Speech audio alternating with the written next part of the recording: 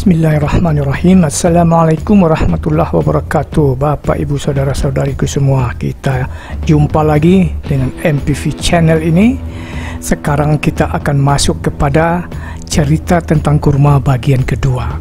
Yang akan kita bicarakan sekarang adalah mengenal kurma lebih dekat lagi dan aspek bisnis dari kurma ini. Yang benar. Ayo kita lihat. Oke. Mari kita jawab pertanyaan ini. Kenapa harus menanam kurma?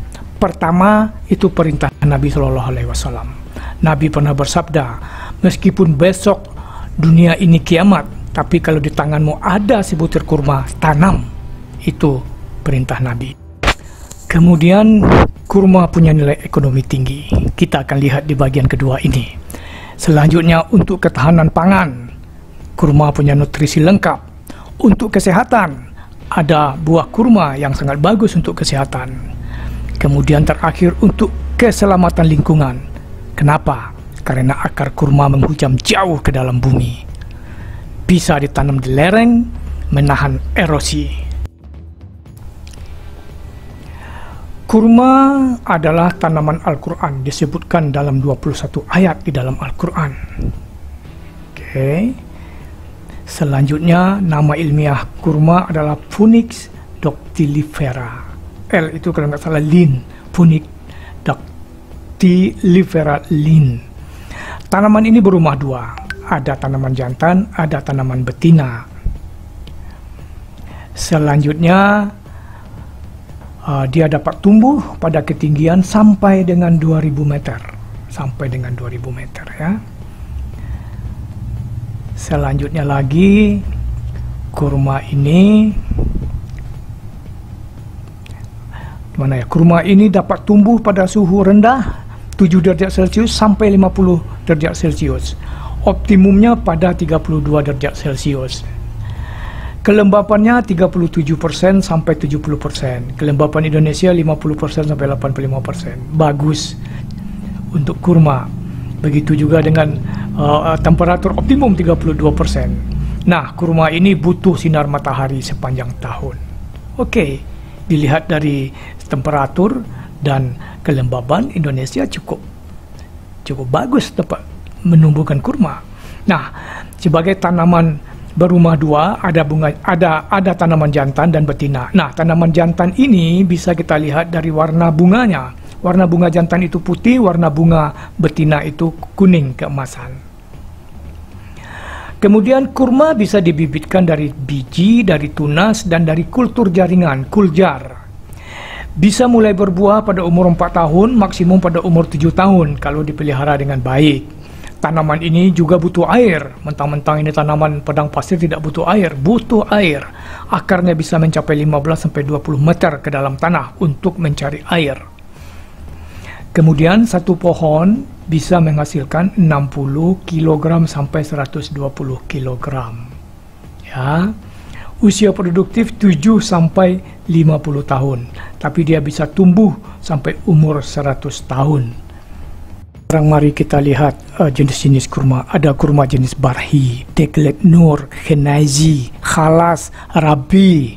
Ya, ini kurma-kurma yang pernah saya coba buahnya dan saya tanam bibitnya, bijinya. Sukhari, Ajwa, Safawi.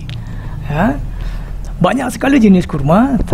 Dan ada mejol. Ini mejol kurma yang buahnya gede, bahkan 3 biji aja udah kenyang. Mejol. Tapi hati-hati mejol.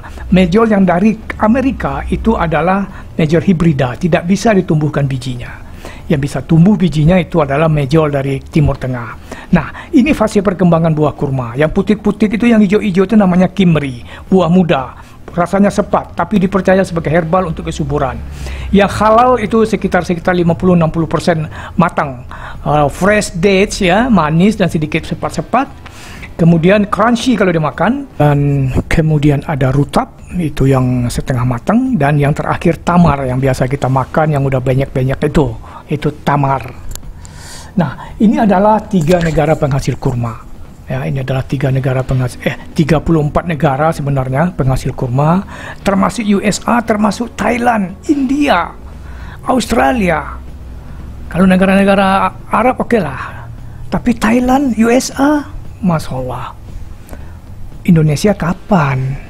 That is the questions. Oke, sekarang mari kita lihat aspek bisnis dari kurma.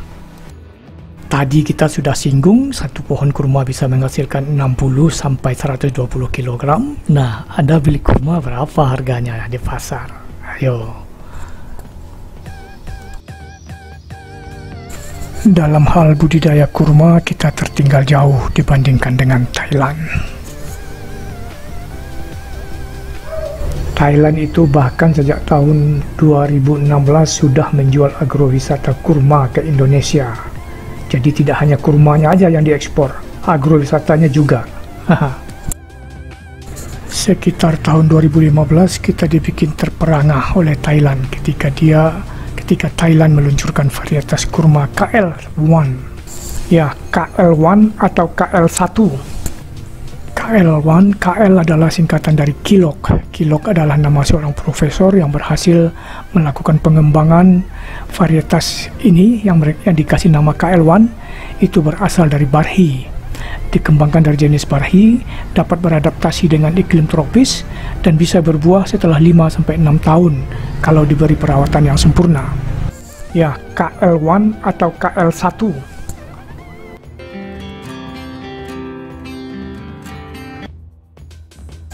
Nah, kalau tadi kebun kurma, kalau nggak salah itu milik Mr. Kilok, sang profesor yang berhasil mengembangkan kurma dari jenis barhi, kurma tropis. Ya, KL1. Nah, ini ada lagi kebun kurma yang lain lagi. Ini Siam Date Farm atau apalah namanya. Dan ini mereka jual. Mereka jual ya kurmanya, ya agrowisatanya. Bapak, Ibu, Saudara-saudariku semua, sekitar tahun 2017-2018 kita dikejutkan lagi oleh Thailand dengan meluncurkan varietas baru yang mereka beri nama H1. H1 adalah singkatan dari Heng, nama penemu varietas ini. Diklaim sangat unggul. Oh ya, H1 ini ada yang kuning, ada yang merah.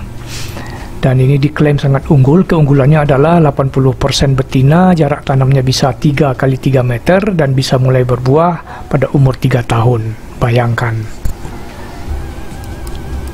Di pasaran bijinya aja dijual orang seharga 35.000 satu buah.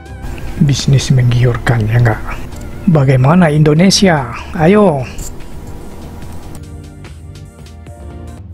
Nah, ini aspek ekonomi, aspek bisnis dari kurma. Dengan jarak tanam 8 kali 8 meter, kita harusnya mempunyai 156 pohon per hektar. Oke, kita anggap aja kita punya 150 pohon per hektar. Pengalaman Thailand dengan Kilok One-nya itu rata-rata mulai belajar berbuah pada umur 5 tahun, umur 6 tahun dan seterusnya ke atas, dia akan berbuah stabil. Dengan jumlah buah dengan produksi 60 sampai 120 kg. Oke, kita asumsikan aja kita jumlah pohonnya 150 per hektar yang berbuah 50%, jadi 75 pohon dengan produksi minimal 60 kg per pohon dengan harga jual 100.000 per kilogram, maka total produk kita akan berjumlah sebanyak 4,5 ton dan total income kita 450 juta per tahun. Bayangkan. Di Indonesia bukannya tidak ada kebun kurma. Ini saya dapat berita dari economyokezone.com itu bahwa di Bengkulu ada kebun kurma yang bisa menghasilkan 300 juta per tahun. Dan di Pasuruan itu ada kebun wisata kurma. Kurmanya sudah berbuah di sana. Ya. Nah, kita juga bisa bikin, Anda juga bisa bikin agrowisata kurma, kebun kurma dan seterusnya. Kenapa tidak? Ya enggak? Menarik kan ya? Oke, Bapak, Ibu, Saudara-saudariku semua, saya pikir demikian dulu cerita kita sekilas tentang kurma dan aspek bisnisnya juga sekilas. Silahkan dikembangkan, silahkan cari data lebih banyak lagi. Cuma bagaimana kita membudidayakannya? Oke lah, bisnisnya bagus, tapi membudidayakannya gimana? Nah, ini dia, insya Allah akan kita lanjutkan video ini dengan bagian ketiga, yaitu aspek budidaya. Ikuti terus channel ini. Dan saya ucapkan terima kasih Anda telah menonton video ini sampai selesai. Wassalam. Jangan lupa subscribe ya, biar selalu bisa hadir ke ruangan Anda. Terima kasih.